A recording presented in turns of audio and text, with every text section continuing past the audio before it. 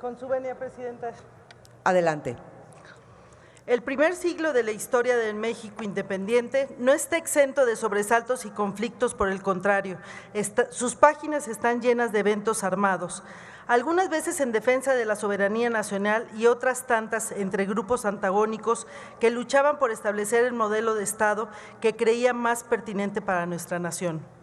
La Revolución Mexicana, la primera gran revolución social del siglo XX, fue la última gran guerra civil que tuvo lugar en nuestra historia y constituye la última gran transformación nacional que se forjó por medio de las armas para dar paso a un pacto político-social que permitió la institucionalización y el desarrollo de nuestro país.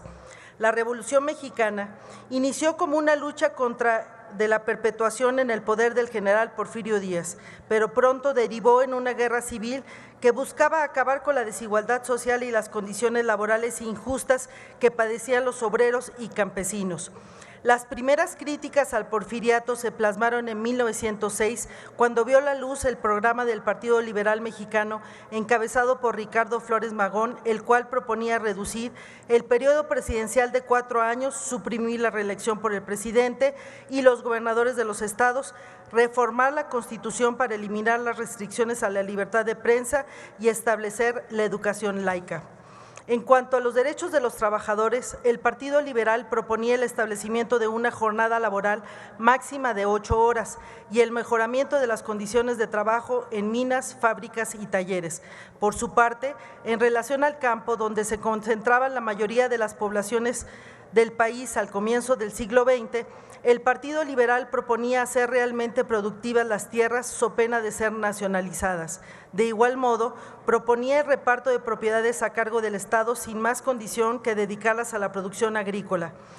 Los magonistas del Partido Liberal Mexicano promovieron huelgas en diferentes partes del territorio nacional, pues creían en la acción directa como medio para concientizar a las masas de trabajadores, por lo cual en mayo de 1906 los obreros de la mina de Cananea se declararon en paro, teniendo como principal demanda el mejoramiento de las condiciones laborales y salariales, resultando brutalmente reprimidos. La misma suerte corrió la huelga del Río Blanco en Veracruz en 1907. A partir de entonces, el movimiento magonista se tornó radical y pospuso el levantamiento en armas contra el gobierno porfirista. Sin embargo, desde un principio el alzamiento estaba destinado al fracaso, pues el general Díaz contaba con toda la fuerza del Estado y estaba firmemente apoyado por el gobierno estadounidense y otras naciones europeas, mientras que el Partido Liberal Mexicano estaba formado por pequeños grupos de obreros, sectores de clase media y algunos hacendados descontentos que no necesariamente compartían las aspiraciones revolucionarias de los magonistas. Meses más tarde, la policía norteamericana detuvo a Ricardo Flores Magón en Estados Unidos y sus seguidores se vieron presionados para que abandonaran su lucha. Decidieron algunos de ellos unirse al movimiento iniciado por Francisco I. Madero. Después de ser liberado en 1914, Ricardo Flores Magón continuó con su lucha contra los abusos cometidos contra las clases trabajadoras hasta su muerte, el 21 de noviembre de 1922. Aniversario luctuoso que hoy conmemoramos por haber sido un luchador social incorruptible e incansable que a través de las ideas y de la acción dejó una huella imborrable en el movimiento que terminó por derrocar a la dictadura. Las propuestas del Partido Liberal Mexicano serían tomadas más tarde, aunque con acento moderado, por el Francisco I. Madero en el Plan de San Luis, y quedarían plasmadas años después en la Constitución que hoy nos rige.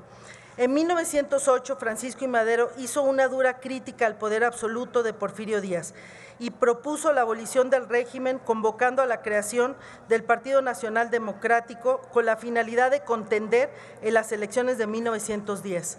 A mediados de 1909, en su campaña, Madero viajó a varias ciudades convocando a multitudes a su paso, difundiendo la necesidad de democratizar el país y convirtiéndose en un serio desafío para el gobierno de Porfirio Díaz, por lo cual fue objeto de persecución y cayó a la cárcel.